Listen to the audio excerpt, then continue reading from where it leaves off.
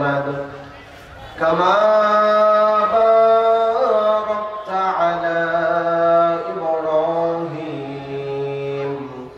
وعلى آل إبراهيم إنك حميد مجيد الحمد لله সকলে বলি আলহামদুলিল্লাহ। বাংলাদেশের ঐতিহ্যবাহী জেলা ময়মনসিংহ জেলার ভালুকা হবিরবাড়ি কাশর কেন্দ্রীয় জামে মসজিদ ও হাফিজিয়া কওমি মাদ্রাসার 10ম বার্ষিক ইসলামী মহাসম্মেলন। আজকের এই ইসলামী মহাসম্মেলনের উপস্থিত শ্রদ্ধাভাজন সম্মানিত সভাপতি জনাব মোহাম্মদ হারুনুর রশিদ সাবেক মেম্বার সাহেব, আল্লাহ তাআলা মেম্বার সাহেবের হায়াতে বরকত দান করুক, সকলে বলি আমিন। আজকের এই মাহফিলের প্রধান অতিথি আমন্ত্রিত হযরত উলামায়ে কেরাম, আমার সামনে উপবিষ্ট আছেন আমার পিতৃতুল্য মুরব্বী বাবারা, সমবয়স্ক কলিজার টুকরা যুবক ভাইরা, পর্দার আড়ালে শ্রদ্ধেয় সম্মানিতা মা এবং বোনেরা। শুরুতেই মহান আল্লাহ পাক রব্বুল আলামিনের আলিশান দরবারে লাখো কোটি শুকরিয়া জ্ঞাপন করছি যে আল্লাহ মহিয়ান বরিয়ান আমাদের সকলকে এই অন্ধকারাচ্ছন্ন পৃথিবীর সমস্ত অন্ধকার থেকে, জুলুমাত থেকে, অমানিসা থেকে বের করে রহমতের হাতছানি দিয়ে লাখো কোটি মুমিন মুসলমানের মধ্য থেকে আমার আপনার মতো কিছু নালায়েক অযোগ্য গুনাহগার বান্দাদেরকে সব ধরনের পাপাচার অন্যায় থেকে আল্লাহ তাআলা আমাদেরকে মুক্ত করে কোরআন এবং হাদিসের মাহফিলে উলামায়ে কেরামের মজলিসে তথা জান্নাতের বাগানে আমাদেরকে সময় মতো আসা বসা, কিছু কথা বলা এবং শোনার জন্য যে মালিক তৌফিক দান করেছেন, আমি আপনাদের থেকে উচ্চ আওয়াজে জানতে চাই, আপনারা খুশি না বেজার, কম না বেশি? হৃদয়ের সবটুকুন ভালোবাসা উজাড় করে আল্লাহ পাকের শিখানো ভাষায় তারই দেওয়া জবান দিয়ে শক্তি দিয়ে কালিমাতুশ শুকর আদায় করে উচ্চ আওয়াজে স্বতঃস্ফূর্ত কণ্ঠে সকলে বলছি আলহামদুলিল্লাহ। আল্লাহ তাআলা আজকের এই ইসলামী মহাসম্মেলনকে কবুল করে নিক, সকলে বলি আমিন। আজকের এই মাহফিলকে উসিলা করে কাশর এই কেন্দ্রীয় জামে মসজিদ ও হাফিজিয়া মাদ্রাসাকে উসিলা করে এলাকাবাসীকে আল্লাহ আপনি কবুল করে নেন, জোরে বলেন আমিন। আল্লাহ পুরো এলাকার মধ্যে আপনি হেদায়েতের হাওয়া চালু করে দেন, সকলে বলি আমিন। আমি এই কথাটা প্রায় সব সময় সব জায়গায় বলি, আমাদের জীবনে আজকে অশান্তির কোনো শেষ নেই, ঠিক কিনা বলেন? আমি উঠার আগেও একজন আমাকে বলতেছে, হুজুর শুধুমাত্র ঘরে ঘরে অশান্তি হচ্ছে তাই না, আগে তো শুনতেন নারী নির্যাতন, এখন পুরুষ নির্যাতন হয়। কথা বলেন হয় কিনা? আমি উঠার আগে আমাকে এক ভাই বলতেছে, হুজুর এই বিষয়ে একটু বললেন। আসলে মানুষের ব্যক্তিগত জীবন অশান্তির কোনো শেষ নেই, পারিবারিক জীবনে অশান্তির কোনো শেষ নেই, সামাজিক রাষ্ট্রীয় জীবনে অশান্তির কোনো শেষ নেই। আমি এটা সব সময় বলি এবং আপনাদেরকে স্মরণ করিয়ে দেওয়ার চেষ্টা করি। এর একমাত্র কারণ হলো আমরা আল্লাহর কোরআন, রাসূলুল্লাহ সাল্লাল্লাহু আলাইহি ওয়াসাল্লামের আদর্শ থেকে আমরা দূরে সরে গিয়েছি, বলেন ঠিক কিনা? আজকে এই মাহফিল ইসলামী মহাসম্মেলন, এটা কোনো দলীয় সম্মেলন নয়। আমি আগেও বলেছি, দলমত নির্বিশেষে আজকের এই ইসলামী মহাসম্মেলন সকল মুসলমান দলমত নির্বিশেষে আজকের সকলের জন্য এই মহাসম্মেলন। সকলে আসবে, কোরআন হাদিসের কথা শুনবে, আমল করবে। প্রত্যেকের জীবন, পরিবার, সমাজ, রাষ্ট্র যিনি সুন্দর করবেন তিনি কে? আজকের এই মাহফিলটা আমাদের জন্য বড় নিয়ামত। অতএব আমরা যারা এটা নিয়ামতকে, গনিমতকে যারা আমরা নিয়ামত গনিমত মনে করতেছি, তাদের ভাগ্য ভালো। যারা আমরা বিরোধিতা করে অথবা অবহেলা করে দূরে সরে আছি, বুঝতে হবে আমার কপাল পুড়ে গিয়েছে, ঠিক কিনা? মনে রাখবেন, মসজিদ, মাদ্রাসা, কোরআন, ইসলাম কোন ব্যক্তির দিকে মুহতাজ না, কোন দলের দিকে মুহতাজ না, কোন নেতা কোন ব্যক্তির প্রতি মুহতাজ না। সবাই আমরা ইসলামের প্রতি, কোরআনের প্রতি, আল্লাহর রাসূলের প্রতি মুহতাজ। দিন ছিল, দিন আছে, দিন থাকবে। কোরআন ছিল, কোরআন আছে, কোরআন থাকবে। মসজিদ মাদ্রাসা ছিল, আছে, থাকবে। আমি আপনি যদি বিরোধিতা করি, আমি আপনি শেষ হয়ে যাব, বলেন ঠিক কিনা? এই নিয়ামতের শুকরিয়া আদায় করব। সকলে আমরা চলে আসি, আমাদের প্রধান বক্তা খুব কাছাকাছি চলে এসেছে। এজন্য আমরা সকলে চলে আসি। মাহফিলে এখনো অনেক জায়গা বাকি আছে। আমাদের মাহফিল কমিটি, ইন্তেজামিয়া কমিটি খুব সুন্দর আয়োজন আপনাদের জন্য করেছেন। এই জন্য আমরা অবহেলা না করে, সময় নষ্ট না করে চলে আসি। নিয়ামত পেয়ে নিয়ামতের শুকরিয়া আদায় করলে সেই নিয়ামত যিনি বাড়িয়ে দেন তিনি কে? আল্লাহ পাক রব্বুল আলামিন সূরা ইব্রাহিমের 7 নম্বর আয়াতে আল্লাহ তাআলা বলেন, লা ইন শাকারতুম লা আযীদান্নাকুম ওয়া লা ইন কাফারতুম ইন্না আযাবি লাশাদীদ।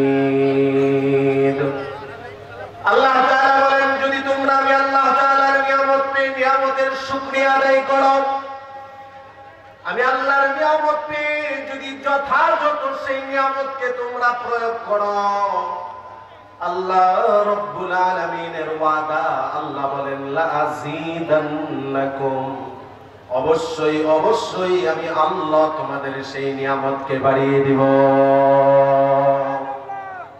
ওয়ালা ইন কাফারতুম ইন্না আযাবি লাশাদীদ।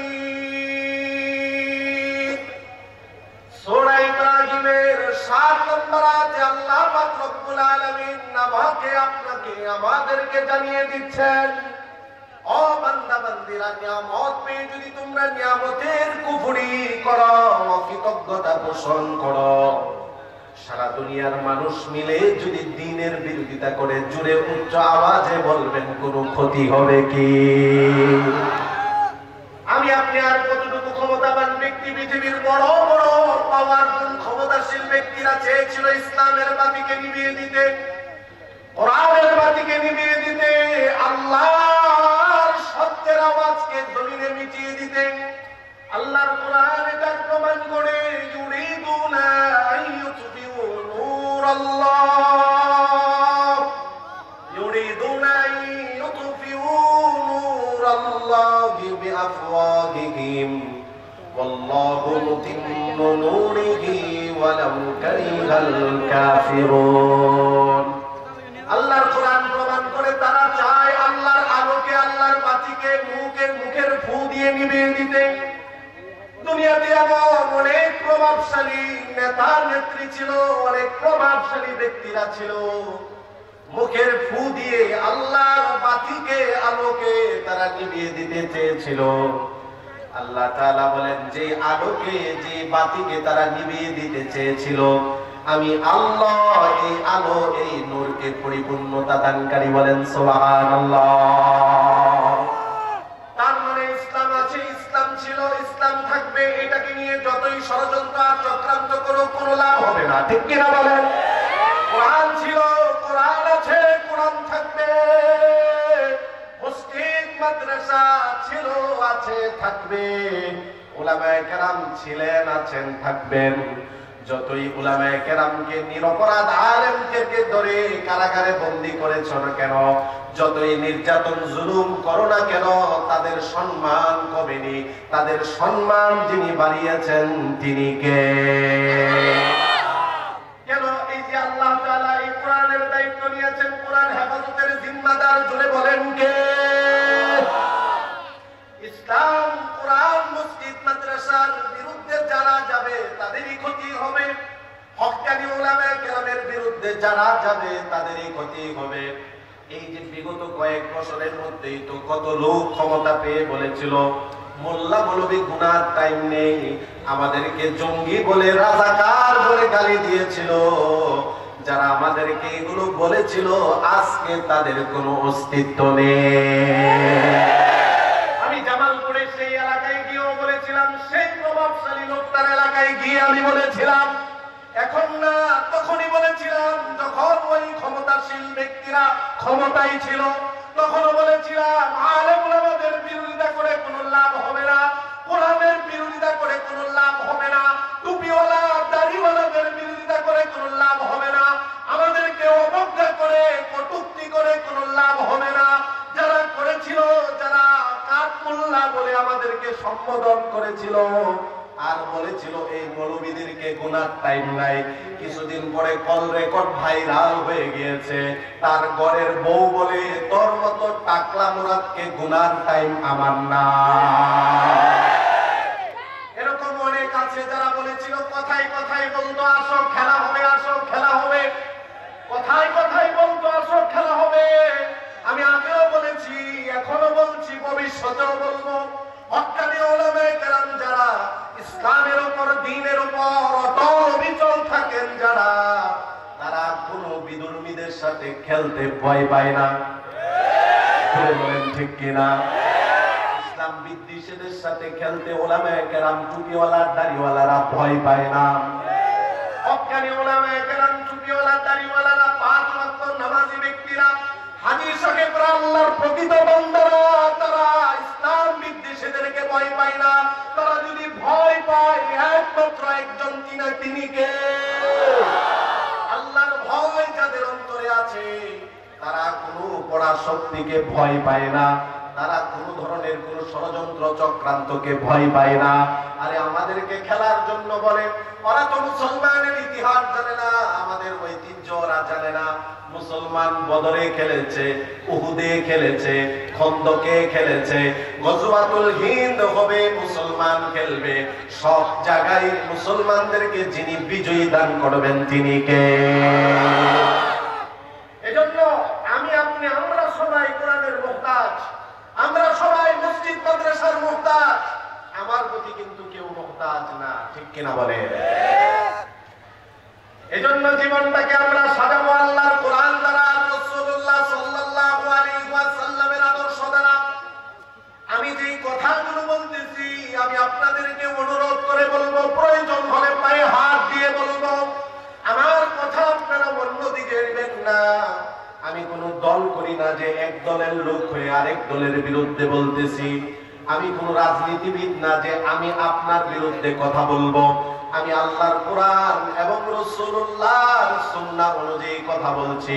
তবে সত্য কথা বললে কিছু মানুষ বিরক্তি বোধ করে, বলেন হয় কি না? সবার কাছে সত্য ভালো লাগবে না, আল হাক্কু মুররুন, সত্য তিতা। তারপরেও আমি বলবো, আমাদের পরস্পরের কোনো বিদ্বেষ নেই। আমরা সবাই মুসলমান, একটাই আমাদের পরিচয়, আমরা আল্লাহর বান্দা, রাসূলের খাঁটি উম্মত, ঠিক কিনা বলেন? আমাদের পরস্পরের মহব্বত কার জন্য? পরস্পরের যদি কোনো বিদ্বেষ হয় সেটাও কার জন্য? এই সব কিছু হবে একমাত্র কার জন্য? আবু দাউদের বর্ণনা, তিরমিজির বর্ণনা, বুখারীর বর্ণনা, আল্লাহর নবী বলেন, মান আহাব্বা লিল্লাহি ওয়া আবগাদা লিল্লাহি ওয়া আতা লিল্লাহি ওয়া মানাআ লিল্লাহি ফাকাদ ইসতাকমালাল ঈমান। আল্লাহর নবী বলেন, যাদের ভালোবাসা হবে আল্লাহর জন্য, জুড়ে বলেন আমাদের পরস্পরের ভালোবাসা কার জন্য? আল্লাহর নবী বলেন, যারা আল্লাহর জন্য একজন আরেকজনকে ভালোবাসবে, আল্লাহর জন্য একজন আরেকজনের প্রতি বিদ্বেষ রাখবে, আল্লাহর জন্য কোনো কিছু তারা দেওয়ার প্রয়োজন হলে দিবে,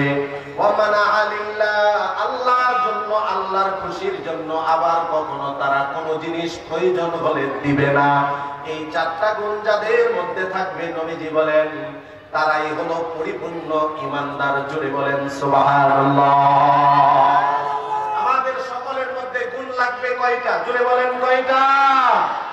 আমাদের ভালোবাসা হবে আল্লাহর জন্য, 1 নাম্বার। 2 নাম্বার, যদি কেউ কাউকে ঘৃণা করি সেটাও হবে কার জন্য? আমি আমার বাবাকে ভালোবাসি, মহব্বত করি, আমি আমার মাকে ভালোবাসি, মহব্বত করি, আমি আমার সন্তানকে ভালোবাসি, মহব্বত করি, তবে ততক্ষণ পর্যন্ত আমার এই মহব্বত, আমার মা বাবা, আমার সন্তান, আমি যতক্ষণ আল্লাহর আনুগত্য তার মধ্যে থাকবে, যখন দেখবো আমার বাবা আল্লাহর বিরুদ্ধে চলে গিয়েছে, আমার মা আল্লাহর বিরুদ্ধে চলে গিয়েছে, আমার সন্তান দ্বীনের বিরুদ্ধে অবস্থান নিয়েছে, যখন দেখবো আমার দল, আমার নেতা দ্বীনের বিরুদ্ধে, ইসলামের বিরুদ্ধে অবস্থান নিয়েছে, যাকে আমি ভালোবাসতাম আল্লাহর জন্য, দ্বীনের বিরুদ্ধে যাওয়ার জন্য, তার প্রতি আর ভালোবাসা নেই। এজন্য আমার আপনার ভালোবাসা কার জন্য? আমার আপনার বিদ্বেষ সেটাও হবে আল্লাহর জন্য। সাহাবায়ে কেরাম রিদওয়ানুল্লাহি আলাইহিম আজমাইন, ওনাদের জীবনী দেখেন, ওনাদের পুরা জীবনটা ছিল আল্লাহ এবং আল্লাহর রাসূলের জন্য, আল্লাহর সন্তুষ্টির জন্য, আল্লাহর রাসূলের সন্তুষ্টির জন্য নিজের জীবনকে দিয়ে দিতে ওনারা কোনো পরোয়া করতেন না। নিশ্চিত জানতেন যে অমুক জায়গায় গেলে, অমুক জিহাদে গেলে, যুদ্ধে গেলে নিজের জীবন দিয়ে দিতে হবে, শহীদ হবে। তারপরেও তিনারা নিজের জীবনের পরোয়া করেননি, কেননা তাদের অন্তরে ছিল, জুড়ে বলেন, কার ভালোবাসা। যুদ্ধের ঘটনা আমি পুরোপুরি বলতে যাব না, শুধু স্মরণ করিয়ে দিই। আল্লাহ নবী রাহমাতুল লিল আলামিন সাহাবায়ে কেরামকে বললেন, আগামীকাল তোমাদেরকে এমন এক যুদ্ধে পাঠানো হবে, যে যুদ্ধের প্রথম প্রধান সেনাপতি হবে আমার পালক পুত্র যায়েদ বিন হারিস। আল্লাহ নবী বললেন, যদি আমার পালক পুত্র এই যুদ্ধে শহীদ হয়ে যায়, তাহলে ওই যুদ্ধে দ্বিতীয় সেনাপতি হবে জাফর বিন আবী তালেব, আমার চাচাতো ভাই। যদি সেও শহীদ হয়ে যায়, আল্লাহ নবী তৃতীয় সেনাপতি ঘোষণা করেছেন যে তিনিও হবেন দ্বিতীয় সেনাপতি। তিনজন জিনাদের নাম আল্লাহ নবী ঘোষণা করেছেন। আল্লাহ নবী রাহমাতুল লিল আলামিন যাদের নাম ঘোষণা করেছেন, ওনারা সামনেই ছিলেন। একটা যুদ্ধের মধ্যে সেনাপতি একজন থেকে একই যুদ্ধে তিনজন সেনাপতির কথা আল্লাহ নবী বলেছেন। এর দ্বারা উপস্থিত যারা ছিলেন সবাই বুঝতে পেরেছেন, এই যুদ্ধে যারা যাবে এই তিনজন সেনাপতি কেউ আর ফেরত আসবে না। সবাইকে শহীদ হিসাবে যিনি কবুল করে নেবেন, জুড়ে বলেন তিনি কে। উপস্থিত শ্রোতারাও বুঝতে পেরেছেন যে ওনারা শহীদ হবেন, এবং যাদের নাম ঘোষণা করা হয়েছে ওনারাও বুঝতে পেরেছেন যে ওনারা শহীদ হবেন। তারপরেও নিজের জীবনকে দিয়ে দিতে ওনারা কোনো পরোয়া করেননি, জিহাদে অংশগ্রহণ করে দ্বীনের জন্য, ইসলামের জন্য শহীদ হয়েছে। ও মুসলমান, আমার আপনার, আমাদের সকলের জীবনের একমাত্র মালিক কে? আল্লাহর কোরআন প্রমাণ করে আল্লাহ বলেন, কুল ইন্না সলাতি ওয়া নুসুকি ওয়া মাহইয়ায়া ওয়া মামাতি লিল্লাহি রাব্বিল আলামিন। ও নবী, আপনি বলে দেন, আমার জীবনের সমস্ত নামাজ, আমার জীবনের কুরবানি, আমার জীবন, আমার মৃত্যু, এগুলো একমাত্র একজনের জন্য, জুড়ে বলেন তিনি কে? সাহাবায়ে কেরাম নিজের জীবনের চেয়ে বেশি আল্লাহ এবং আল্লাহর রাসূলকে মহব্বত করতেন। দলিল হিসাবে আপনাদের সামনে আরেকটা হাদিস আমি পেশ করতেছি। আল ইসাবা কিতাবের মধ্যে, আর রহিকুল মাখতুমের মধ্যে ওই হাদিসটি এসেছে। আল্লাহর নবী রাহমাতুল লিল আলামিন ওনার একজন সাহাবী, নাম হলো যায়েদ বিন সাবিত রাদিয়াল্লাহু তাআলা আনহু। উহুদ যুদ্ধের দিন আল্লাহর নবী যায়েদ বিন সাবিত রাদিয়াল্লাহু তাআলা আনহুকে বললেন, ও যায়েদ, যাও, তুমি যাও। উহুদ যুদ্ধে আমার যে সমস্ত সাহাবীরা শহীদ হয়েছে, তাদের মধ্যে একজন আমার সাহাবী, নাম হলো সাদ ইবনে রবি। যাও, সাদ ইবনে রবিকে গিয়ে তুমি তালাশ করো, সে কি শহীদ হয়ে গিয়েছে কিনা। নবীজি কথা বলার পরে যায়েদ বিন সাবিত রাদিয়াল্লাহু তাআলা আনহু চলে যাচ্ছেন। আল্লাহ নবী রাহমাতুল লিল আলামিন আবার ডাক দিলেন, ও যায়েদ, তুমি উহুদ প্রান্তরে যাচ্ছ, শহীদদের মধ্যে সন্ধান করে আমার সাহাবী সাদ ইবনে রবিকে যদি তুমি পেয়ে যাও, তাহলে তুমি আমি নবীর পক্ষ থেকে তাকে সালাম পৌঁছিয়ে দিবে। জোরে বলেন না সুবহানাল্লাহ। নবীজি একজন সাহাবীকে বললেন, যায়েদ বিন সাবিতকে, তুমি যাও উহুদ প্রান্তরে খুঁজে দেখো আমার সাহাবী সাদ ইবনে রবিকে কি খুঁজে পাও কিনা। যদি তাকে পাও, জীবদ্দশায় যদি পাও, তাহলে আমি নবীর সালাম তার কাছে পৌঁছিয়ে দিবে। সুবহান। হযরত যায়েদ বিন সাবিত রাদিয়াল্লাহু তাআলা আনহু যখন চলে যাচ্ছেন, আল্লাহর নবী আবার পিছন দিক দিয়ে ডাক দিয়ে বললেন, ও যায়েদ, সাদ ইবনে রবিকে যদি তুমি পাও, তাহলে তাকে প্রশ্ন করবে তার কাছে কেমন লাগতেছে। আমি নবীজি প্রশ্ন করেছি। হযরত যায়েদ ইবনে সাবিত বলেন, আমি উহুদ ময়দানে চলে গেলাম। ফাজালতু আতুফু বাইনাল মুতলা লিতলাবি সাদ ইবনে রবি। নবীর সাহাবী সাদ ইবনে রবিকে তালাশ করার জন্য আমি উহুদের ময়দানে যে 70 জন সাহাবী শহীদ হয়েছেন, 70 জন সাহাবীদের লাশের মধ্যে আমি সাদ ইবনে রবিকে খুঁজতেছিলাম।